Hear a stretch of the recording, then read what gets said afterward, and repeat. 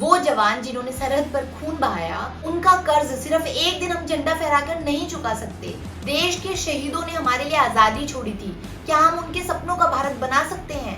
तिरंगा उन हाथों में और भी खूबसूरत लगता है जो देश के लिए मेहनत करते हैं, नफरत नहीं फैलाते। नमस्कार दोस्तों, स्वागत है आपका मेरे YouTube चैनल ड्रामेटिक कुड़ी पे। और आज की वीडियो होने वाली है बहुत ही शानदार। सबसे पहले आप सबको 15 अगस्त की बधाई हो। Happy independence to all of you. 15 अगस्त 1947 अंग्रेज चले गए, हमने आजादी पाई। पर क्या आज 75 प्लस सालों के बाद भी हम वाकई आजाद हैं, या फिर आज भी हम कई ऐसे दुश्मनों के गुलाम हैं जो हम सबके बीच में छुपे हुए हैं? इस वीडियो में हम बात करेंगे उन चीजों की जिनसे हमें सचमुच आजादी चाहिए।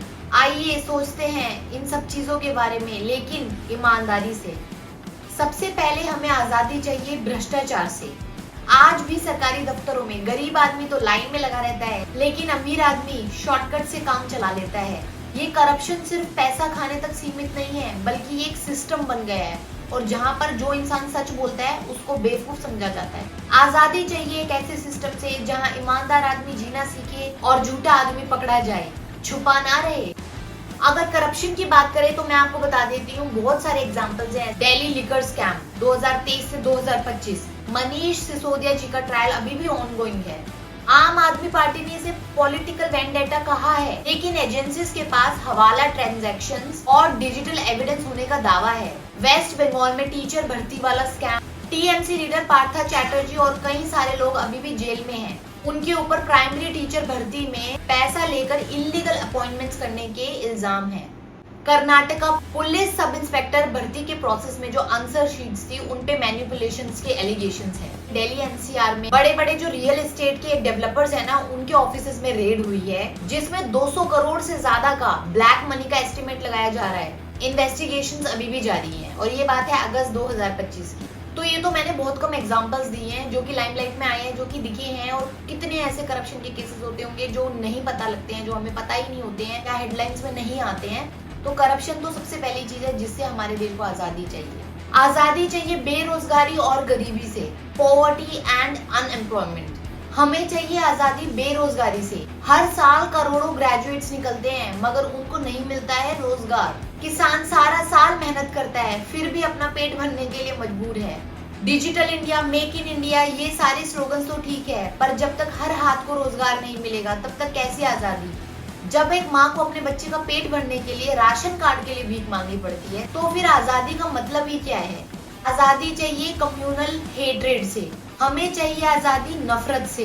हिंदू हो या मुस्लिम, सिख हो या ईसाई, सब एक ही देश के हैं, लेकिन पॉलिटिक्स ने हम सबके दिलों में इतनी बाट डाल दी है ना कि एक दूसरे से हम नफरत करने लगे हैं। क्या आजादी का मतलब ये था कि हम मंदिर या मस्जिद के नाम पर लड़ते रहे? हमें चाहिए एक ऐसी सोच से आजादी जो इंसान को जाति या धर्म से नहीं, बल्कि सबसे पहले उसको एक इंसान समझे। हमें आजादी चाहिए डिवाइड एंड रूल 2 से। हाथरस यूपी जून 2025 में किसी एक प्रीस्ट ने कोई एक स्पीच दे दी मुस्लिम्स के खिलाफ, जिसके बाद हिंदू मुस्लिम कम्युनिटी में बहुत ज्यादा क्लैश हो गया। 25 लोग अरेस्ट हुए, 3 लोग घायल हो गए। रामनवमी में पश्चिम बंगाल और बिहार में बहुत ज्यादा वायलेंस हुआ। जो भी रामनवमी की झांकियां जारी थी उसके दौरान ये सारी चीजें हुई, जहाँ पे एक दूसरी कम्युनिटी के खिलाफ नारेबाजी और वेपन्स तक देखे गए। पत्थरबाजी हुई, जहाँ पे व्हीकल्स को जला दिया गया। बहुत ज्यादा राइट्स वाली सिचुएशंस हो गई। इसके अलावा भी जैसे कि लव जिहाद हो गया, बहुत सारी ऐसी चीजें हैं जो कि कम्युनल राइट्स और कम्युनल हेट्रेड को दर्शाती हैं, जिससे कि हमें आजादी चाहिए। हेट्रेड या धर्म के नाम पर नफरत का मसला इंडिया में बहुत ज्यादा सेंसिटिव है, लेकिन इस पर बात करना बहुत ज्यादा जरूरी है ताकि समाज सुधरे और नफरत ना बढ़े। नए भारत का निर्माण सिर्फ वोट से नहीं होगा, सोच से भी होगा। हमें आजादी चाहिए जेंडर डिस्क्रिमिनेशन से। हमें चाहिए जेंडर इनइक्वालिटी से आजादी। आज भी लड़कियों को बोझ समझा जाता है। डोमेस्टिक वायलेंस, सेक्सुअल हरासमेंट, पे गैप, ये सब देश की सच्चाई है। हम तभी आजाद होंगे जब कोई भी लड़की बिना डर के देर रात को अपने घर लौट सके, जब उसे अपने सपने पूरे करने के लिए किसी की इजाजत ना चाहिए हो। नीट 2024 में फीमेल कैंडिडेट्स के जो ड्रेस कोड था उसको लेके बहुत बड़ी एक कंट्रोवर्सी हुई। बहुत सी लड़कियां ना एग्जाम के दौरान मेंटल डिस्ट्रेस में चली गई थी। उनके पेरेंट्स ने और स्टूडेंट्स ने बाद में बहुत ज्यादा प्रोटेस्ट किया था। त्रिम्बकेश्वर मंदिर महाराष्ट्र में जो भी इनर एरिया था उस मंदिर का, वहाँ पे विमेन के लिए एंट्री नहीं थी, बल्कि मेल को एंट्री दी जाती थी। विमेन जो एक्टिविस्ट हैं उन्होंने फिर इक्वल एक्सेस की डिमांड की मंदिर में, Haryana sports quota scam. Sports based जो जॉब्स थी हरियाणा में, वहां पे जो फीमेल के सर्टिफिकेट्स थे उनको मैनिपुलेट किया गया। फेक मेल जो कैंडिडेट्स थे ना उनको जॉब मिल गई, और जो फीमेल कैंडिडेट्स थे जो एक्चुअल जिनको मिलनी चाहिए थे उनको नहीं मिली। अभी हाई कोर्ट में पिटीशन दी गई है और केस जारी है। बॉलीवुड पे गैप। तापसी पन्नू और भूमि, इन सब हीरोइनों ने ओपनली इन्होंने बोला है इक्वल स्क्रीन टाइम होने के बावजूद जो मेल एक्टर्स हैं उनकी जो पे होती है उसका 30 या 40% फीमेल्स को मिलता है। विमेन लेड जो भी फिल्म्स होती है उनके प्रमोशन में भी बहुत कम बजट दिया जाता है। #इक्वल पे फॉर वुमेन ये कैंपेन भी चला था हमारे सोशल मीडिया पे। कानून बराबर है लेकिन सोच अभी भी बराबर नहीं हुई है।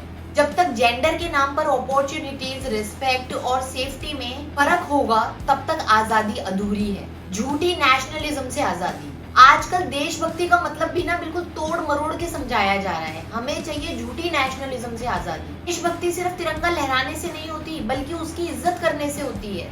जिन्होंने तिरंगे के लिए कुर्बानी दी उनकी सोच को समझने से होती है, उनके आइडियल्स पे चलने से होती है। अगर देश को बेहतर बनाने के लिए कोई सवाल उठाता है तो उसको गद्दार नहीं कहा जाएगा। अगर कोई देश को आगे ले जाना चाहता है, बेहतर बनाना चाहता है और देश के लोगों से सवाल करता है तो वो कोई गद्दार नहीं है, वो देश के हित के लिए काम कर रहा है। आजादी सिर्फ एक डेट नहीं है, आजादी एक जिम्मेदारी है। जो आजादी हमें गांधी जी, भगत सिंह, अंबेडकर जैसे महान पुरुषों ने दी है, क्या हम उनकी सोच को आगे बढ़ा रहे हैं? आज जरूरत है एक नए स्ट्रगल की, लेकिन बिना तलवार के। ये स्ट्रगल है सोच की, सुधार की और एक नए भारत की। तो चलिए इस 15 अगस्त ना सिर्फ तिरंगा लहराएं बल्कि कसम खाएं कि जहां कहीं भी हम इन प्रॉब्लम्स को देखेंगे तो उसे नजरअंदाज नहीं करेंगे बल्कि उनके लिए खड़े होंगे। तभी हम कह पाएंगे हाँ, हम अब आजाद हैं। आजादी मिली थी कुर्बानियों से और अब उसे बचाना होगा इंसानियत से। हिंद कहना आसान है लेकिन जय हिंद जीना सीखना पड़ेगा। देश तभी महान बनेगा जब हम सिर्फ अपने लिए नहीं बल्कि देश के लिए सोचेंगे। धन्यवाद। वीडियो पसंद आए तो जरूर शेयर कीजिए क्योंकि हो सकता है कि आपके इस एक शेयर से किसी की सोच बदल जाए। क्या आप बता सकते हैं कि आपको किस चीज से आजादी चाहिए? कमेंट्स में जरूर बताएं। जय हिंद, वंदे मातरम।